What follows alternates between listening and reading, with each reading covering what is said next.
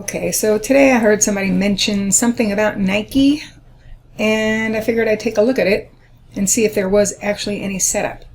So one of the things that I see on this chart is, well, I like the fact that we're above the 200 simple, we're above the 50, and the 5 and 13 are in a buy mode with the 5 above the 13 as far as my EMAs are concerned.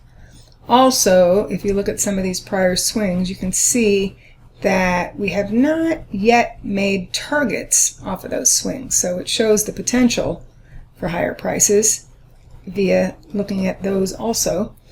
Let's check taking 100% of this first swing up and projecting it from the higher low. Yeah, that also gives you kind of a target. But with the recent pullback, I think we might be able to set this up. So I'm going to try it. I have not done this yet in advance, so I'm going to just check it now. I'm going to look at the symmetry.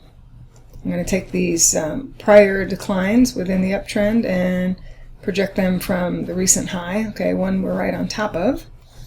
And then let's see if there's a few other swings that might be similar. We're going to compare that swing. Let's see, over here, here's another swing that looks like it could be similar. Okay, so we do have symmetry. And then what else you want to look at? Well, you want to look and see if there are any overlapping retracements. So I'm going to measure the prior low to high swing, and there was a 618 at this last low.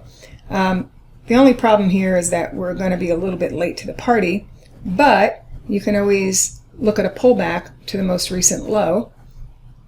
And let's look at what the potential short-term target would be.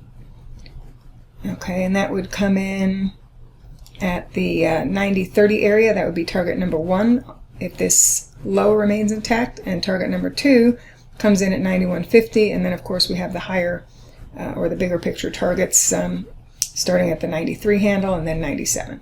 So as long as we hold above this most recent low, I would look at pullbacks and look for at least a minimum rally to the $90 area.